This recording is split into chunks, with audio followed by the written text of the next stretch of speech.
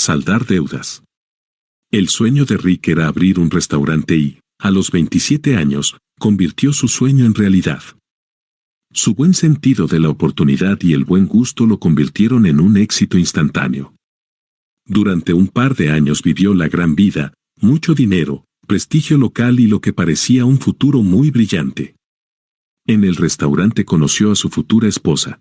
En 6 meses se casaron. En otros 6 meses esperaban su primer hijo. Mientras tanto, el negocio se ralentizaba. Las obras en la carretera donde estaba el restaurante dificultaban el aparcamiento, por lo que muchos clientes se quedaban fuera. Otros se iban a los locales de moda. Aunque el negocio no se paralizó, el restaurante empezaba a perder dinero a un ritmo cada vez más peligroso. Además, Rick y su mujer estaban de acuerdo en que las horas que le exigía llevar un restaurante no les dejarían tiempo para estar juntos con el nuevo bebé. A regañadientes, Rick decidió cerrar el negocio. Vendió el restaurante, pero, debido a la deuda que había contraído, recibió muy poco dinero en efectivo. Eso le dejó con la perspectiva de empezar de nuevo con casi $50,000 de deuda personal de tarjetas de crédito que había acumulado durante el último año. Aunque los amplios contactos de Rick le llevaron rápidamente a un buen trabajo de ventas, la paga no era suficiente para hacer mella en las facturas de la tarjeta de crédito. Como quería evitar la quiebra a toda costa, encontró una empresa que le ofrecía negociar la liquidación de sus deudas. Rick entró en el programa y en 2 años todas las deudas de las tarjetas de crédito estaban negociadas y saldadas. Para entonces ya tenía unos ingresos estables y pudo empezar a ahorrar dinero para el pago inicial de una nueva casa. Después de todo, necesitarían una casa más grande con otro hijo en camino. Como ilustra este caso, la liquidación de deudas puede funcionar. Contrasta con nuestro siguiente caso. Eliminación de deudas. ¿Has visto los anuncios que afirman que nuestro sistema crediticio, bancario, es ilegal? Los anuncios que afirman que debido a esta ilegalidad puedes eliminar todas tus deudas. ¿Estás tentado? Deuda de la nada. Berenice y Bill tenían problemas económicos. Daban de comer a sus hijos, pero se estaban retrasando con la hipoteca. Bill conducía un camión de gran tonelaje y, con la subida del precio de la gasolina y la disminución del transporte de mercancías, tenía problemas para llegar a fin de mes. Gladys, la madre de Berenice, se entristeció por la situación. Siempre había querido lo mejor para su hija y sus nietos. Gladys intentó hacer llegar dinero a Berenice para ayudarla cuando podía. Pero Gladys vivía ella misma al límite mensualmente y no podía permitirse sacar constantemente de apuros a Berenice y Bill. George, el padre de Bill, también estaba preocupado por los problemas. Pero en lugar de dar dinero, George trató de dar consejos. Sugirió que Bill encontrara a alguien que viviera en la casa y que pudiera hacer frente a los pagos. Bill y su familia podrían mudarse a un lugar más barato que pudieran pagar, el inquilino de la casa de Bill podría pagar la hipoteca y en unos años, cuando Bill estuviera en mejores condiciones financieras, podría mudarse de nuevo a la casa y no perder el capital que estaba acumulando en ella. Bill no estaba de humor para aceptar el dinero ni el consejo de nadie. Estaba enfadado consigo mismo, pero cada vez lo estaba más con el sistema. Estaba enfadado porque los impuestos que pagaba se malgastaban en trabajadores vagos y programas estúpidos. Estaba enfadado con las compañías petroleras por su manipulación de los precios. Estaba enfadado porque los impuestos que tenía que pagar se destinaban a la seguridad social y a Medicare. Todo el país sabía que nunca recibiría el beneficio de ese dinero, así que, ¿por qué todos seguían pagando ciegamente al sistema? Bill creía cada vez más que el sistema estaba en su contra. Y entonces Joe, un amigo del trabajo, le habló de la eliminación de la deuda. Joe le indicó que había varios sitios en Internet que decían la verdad sobre el sistema bancario estadounidense. Haciendo una búsqueda bajo los títulos Eliminación de deudas o Eliminación de hipotecas, Joe dijo que encontraría los sitios donde se revelarían las oscuras verdades. Bill pasó varias horas en Internet aprendiendo lo que sabía en su corazón. El sistema bancario americano era un fraude. Creaba dinero de la nada. En un sitio, Consejeros Centinelas de Hipotecas Americanas, Bill aprendió que no tenía que pagar su hipoteca. Esto se debía a que su hipoteca no era un préstamo sino un intercambio. Bill había dado al banco un pagaré para pagar $100,000. El banco lo depositó como activo. Por lo tanto, el banco le debe $100,000 porque están tratando la promesa de Bill de pagar como un activo por su propia contabilidad. Bill estaba muy entusiasmado con esta información y le dijo triunfalmente a Berenice que no tenían que pagar la hipoteca. Berenice estaba confusa.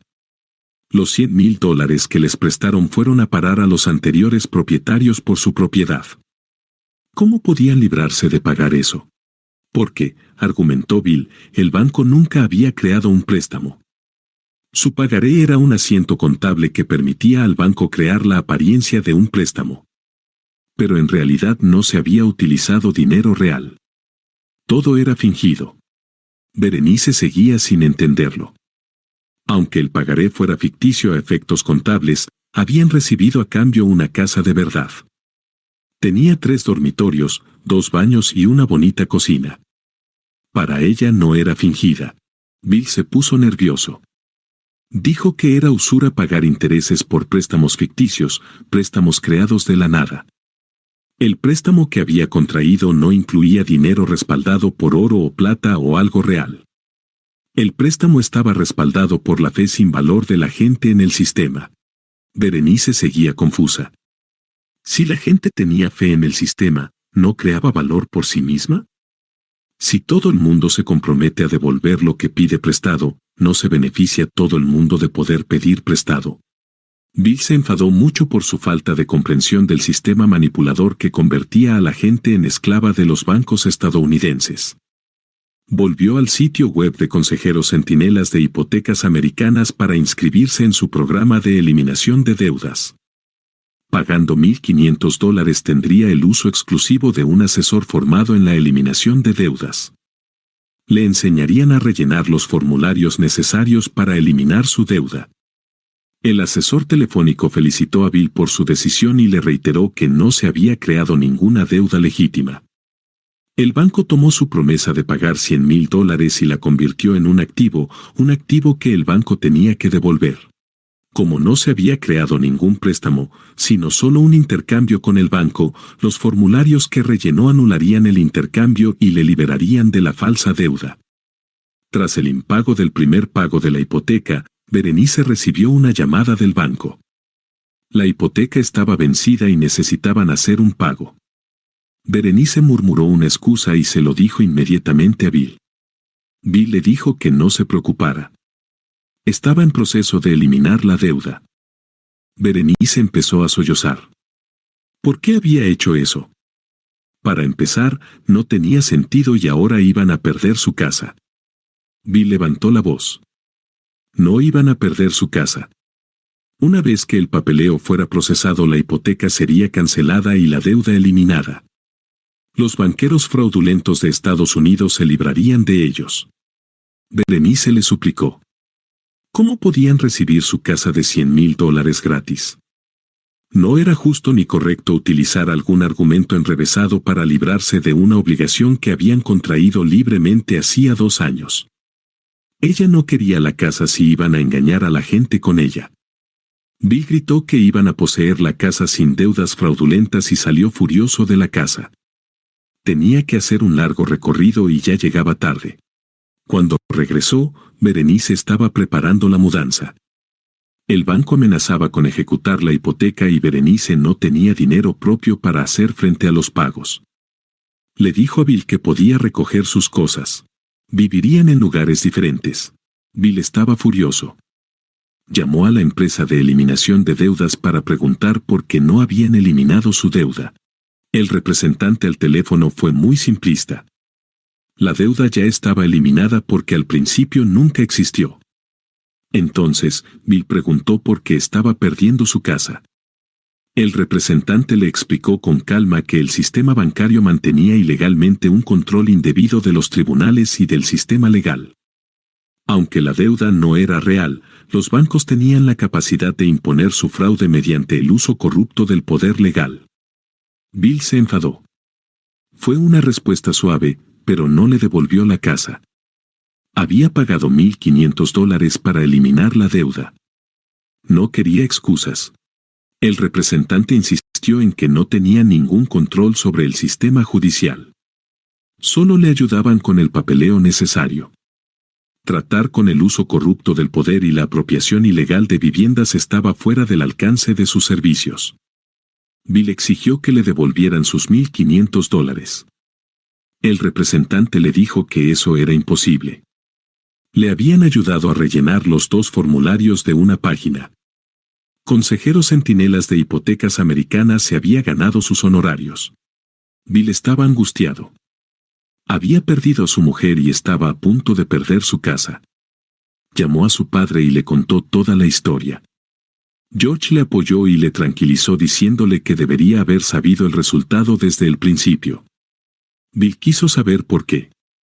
Su padre le pidió que repitiera el nombre de la empresa e identificó sus siglas, SCAM, Sentinel Counselors for American Mortgages, estafa. La lección de esta historia es mantenerse alejado de los programas de eliminación de deudas y eliminación de hipotecas. La única ayuda que proporcionan es ayudarse a sí mismos con tu dinero y ayudarte a meterte en más problemas. Quiebra. La palabra bancarrota por sí sola puede conjurar una serie de emociones que incluyen vergüenza, desaprobación y miedo. Si has pasado por una quiebra, puede que desees que nunca hubiera ocurrido. Si nunca has tenido que declararte en quiebra, es posible que juzgues a los que sí lo han hecho como simples irresponsables con sus finanzas.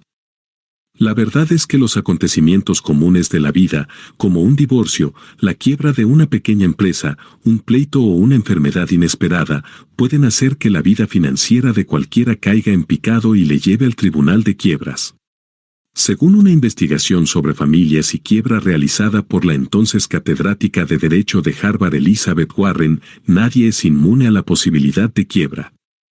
La quiebra se da en todos los estratos sociales y niveles de renta. Los datos muestran que las familias que se declaran en quiebra eran una muestra representativa de la clase media estadounidense, explica. Warren ha informado de que los deudores en quiebra eran 1. Con un nivel educativo ligeramente superior a la media de Estados Unidos. 2. Alrededor de un 50% de propietarios e inquilinos. 3. Trabajan en sectores que reflejan el abanico de ocupaciones del mercado laboral estadounidense. Además, alrededor del 90% se clasificaría como clase media sólida. 2 de cada 3 deudores habían perdido su empleo en algún momento poco antes de presentar la demanda. 2. Casi la mitad tenía problemas médicos. 3. Una quinta parte de los deudores había pasado recientemente por un divorcio. De hecho, Warren afirma que el empleo, los problemas médicos y el divorcio representan alrededor del 80% de las solicitudes. Sin embargo, su estadística más aterradora es la siguiente: el factor que más predice que una mujer se declarará en quiebra es si tiene hijos. ¿Qué ocurre en la quiebra? En la actualidad, la mayoría de las personas se acogen al capítulo 7 del Código de Quiebra. Esto se suele llamar quiebra directa. En el capítulo 7, algunas o todas las deudas se cancelan. A cambio, el deudor puede perder bienes que no estaban exentos de la quiebra. El proceso suele durar entre 60 y 90 días y, una vez finalizado, los deudores pueden empezar a reconstruir su vida financiera. Aunque estos consumidores pagarán tipos de interés más altos por el crédito y les resultará más difícil restablecerlo, podrán empezar de nuevo cuando finalicen sus quiebras. Un porcentaje menor de consumidores se acogen al capítulo 13 del Código de Quiebras. A menudo se le llama plan del asalariado. En una declaración del capítulo 13, el consumidor acepta pagar una parte de sus deudas según un plan ordenado por el tribunal y administrado por un administrador de la quiebra. El capítulo 13 se elige cuando un consumidor quiere hacer un esfuerzo de buena fe para pagar sus deudas, cuando no cumple los requisitos para acogerse al capítulo 7, o porque hay algunos bienes que el deudor quiere conservar, pero que perdería con un plan del capítulo 7. Por lo general, los deudores no pueden empezar a reconstruir su crédito hasta que se haya completado el plan de bancarrota, pero hay un lado positivo: Las quiebras del capítulo 13 se eliminan voluntariamente de los informes crediticios 7 años después de la presentación, mientras que las quiebras del capítulo 7 se informan durante 10 años a partir de la presentación. Algunas cosas que hay que entender sobre la quiebra. 1. La quiebra puede detener los esfuerzos de cobro, dándote tiempo para hacer frente a tus deudas. Pero incluso un capítulo 7 no borrará todas las deudas. Por ejemplo, todavía tendrás que hacer frente a los pagos de préstamos estudiantiles, la mayoría de las deudas fiscales, manutención de hijos y manutención del cónyuge. Aunque se posponga la ejecución hipotecaria, tendrás que seguir pagando la hipoteca y ponerte al día en los pagos si quieres conservar tu casa. Tu abogado puede darte más detalles. 2. Tendrás que pagar los honorarios del abogado y las tasas de presentación, que pueden sumar unos cuantos miles de dólares. Aunque algunas compañías se ofrecerán a ayudarte a hacerlo por tu cuenta, es mejor conseguir un abogado si puedes porque cada vez es más difícil navegar por el complejo proceso tú mismo. 3. Si tienes deudas firmadas conjuntamente y te declaras en quiebra, pero el otro prestatario no lo hace, este tendrá que pagar la totalidad de la deuda. Si crees que la quiebra puede ser inevitable, es mejor que te reúnas con un abogado cuanto antes para hablar de ello. Muchas personas cometen errores costosos que podrían haber evitado si hubieran comprendido los hechos. Un ejemplo claro es el que señalamos anteriormente, asaltar los fondos de jubilación para pagar facturas y acabar en quiebra de todos modos. Esos fondos de jubilación podrían haber estado protegidos de los acreedores. Es mejor declararte en quiebra con fondos de jubilación que puedas conservar una vez concluido el proceso. Estrés y deuda. Según una encuesta de Mivesta, casi la mitad de las personas con problemas de endeudamiento pueden clasificarse como deprimidas. De ellas, algo menos del 40% declararon síntomas de depresión grave. En comparación, los estudios han demostrado que el 9,5% de la población general está clínicamente deprimida. Esto significa que si estás luchando con la deuda es posible que primero tengas que hacer una cita con un consejero de salud mental o tu médico para tratar de obtener cualquier depresión clínica bajo control. Es bastante difícil tomar las riendas de tu vida financiera cuando el mero hecho de pasar el día es todo un reto. Además, como mencionamos en el primer capítulo, algunos estudios han descubierto que la medicación puede ayudar a las personas con problemas de gasto compulsivo. El costoso error. El mayor error que comete la gente cuando está muy endeudada es posponer las cosas. Es el síndrome del ciervo en los faros, y los asesores de crédito y los abogados especializados en quiebras lo ven todo el tiempo. Es dolorosamente obvio para todos, excepto para la persona endeudada, que necesita tomar una decisión difícil o no le quedarán muchas opciones. La otra respuesta es lo que el experto financiero Steve Rode, de getoutofdebt.org, llama pensamiento mágico. En general, los estadounidenses son optimistas. Compramos billetes de lotería y gastamos los ingresos de mañana a hoy, y mucho antes de volverse exitoso o rico. Al mismo tiempo, eso puede ser un error costoso a la hora de salir de deudas. Como dice Elizabeth Warren en su esclarecedor libro La trampa de los dos ingresos, el mayor peligro para una familia en apuros económicos no son los cobradores, aunque pueden ser los más molestos. El mayor peligro es el falso optimismo. Lo oímos una y otra vez en nuestras entrevistas. Para tu estudio sobre la quiebra, pensábamos que Mark volvería a trabajar enseguida, no creíamos que el abuelo pudiera seguir así mucho más tiempo. Estas familias sabían que habían sufrido una catástrofe, pero no reaccionaron con la suficiente rapidez porque pensaban que pasaría rápido. No dejes que las deudas te asusten y no hagas nada. Conoces tus opciones. Actúa ahora para obtener la ayuda que necesitas y poder concentrar tu tiempo y energía en crear un futuro financiero positivo. Segunda parte.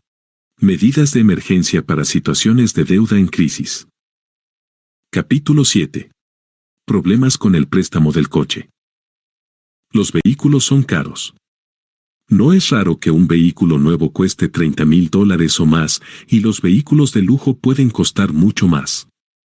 En la actualidad, los prestatarios tardan más de 5 años en amortizar el préstamo medio. ¿Qué significa esto para ti? Significa que tú, como mucha gente, puedes tener tu coche al revés, debiendo más de lo que vale. Significa que, si decides deshacerte de tu coche, no tendrás más remedio que pedir un préstamo más caro, que pague el coche nuevo y el saldo restante del viejo. También puede significar que los pagos que eran asequibles cuando pediste el préstamo, ahora no sean tan fáciles de hacer, sobre todo si tus ingresos han bajado o si has tenido que hacer reparaciones caras al coche. Y no olvidemos el aumento del precio del litro de gasolina. Si tienes problemas para mantenerte al día con los caros pagos del préstamo del coche, aquí tienes varias opciones a considerar. 1. Refinanciarlo. Mucha gente no se da cuenta de que los préstamos para automóviles se pueden refinanciar igual que otros tipos de préstamos. El mejor momento para refinanciarlo es antes de atrasarse. Incluso si no tienes un crédito perfecto, puedes encontrar un prestamista que te refinancie. 2. Véndelo. Si no estás endeudado, es decir, si debes menos de lo que vale tu coche, es posible que quieras venderlo y encontrar algo más barato mientras tanto. Sin duda es mejor hacer esto que tenerlo embargado y vendido en una subasta por mucho menos de lo que puedes obtener por tu cuenta. También puedes conseguir que el prestamista acepte que un prestatario solvente se haga cargo del préstamo, pero puede costar algo de negociación. Si has alquilado tu vehículo, es posible que puedas rescindir el contrato a través de un sitio web como listrader.com o swapalease.com. 3. Llega a un acuerdo. Si has tenido el préstamo del coche durante al menos 6 meses y has hecho los pagos a tiempo, es posible que tu prestamista esté dispuesto a modificar tu plan de pagos. Hay varias formas de hacerlo, como permitirte saltarte 1 o 2 pagos y añadirlos al final del préstamo, o permitirte hacer pagos más pequeños durante unos meses para luego volver a la normalidad. En algunos casos, se puede modificar todo el préstamo. Depende de tu situación y de la política del prestamista. Pero no lo sabrás si no preguntas. Es esencial que obtengas cualquier acuerdo de tu acreedor por escrito. Y no des nada por sentado. Puedes suponer, por ejemplo, que, al aceptar pagos más bajos, el prestamista no te reportará como moroso a las agencias de informes crediticios. Tu suposición puede ser errónea. Estad prevenido y negocia todo lo que puedas. 4. Entrégalo. En un embargo voluntario, entregas el auto y le ahorras al prestamista los costos del embargo. Aún puede aparecer en tu informe crediticio, y se considerará gravemente negativo, pero eso también puede ser negociable. Habla con tu prestamista si esta es tu única opción. Si muestras una situación de dificultad, puede que estén dispuestos a trabajar contigo. 5. Consigue ayuda, ¿y si no puedes resolverlo? ¿O si tus ingresos son inestables o bajos, y es improbable que remonten? Si tu coche es vital para ir al trabajo o llevar a los niños al colegio o a la guardería, por ejemplo, quizá quieras centrarte en pagar primero ese préstamo y dejar pasar otras facturas, como las tarjetas de crédito, hasta que puedas ponerte al día. O bien, siguiendo los consejos del capítulo anterior y trabajando con una agencia de asesoramiento o una empresa de liquidación de deudas de confianza, tal vez puedas recortar tus otras facturas para poder seguir pagando las esenciales. 6. La quiebra puede ser otra opción. Si te declaras en quiebra, es posible que puedas conservar tu coche sin tener que ponerte al día con los pagos atrasados. Y en algunas situaciones puedes ser capaz de pagar solo el valor actual del coche, en lugar de la totalidad del préstamo, problemas con el préstamo del coche, así como estirar tus pagos. Para más información, habla con un abogado especializado en quiebras. 7. Reposesión del vehículo. Si te retrasas en el pago de tu préstamo o leasing, el prestamista o arrendador puede tener derecho a recuperar su vehículo.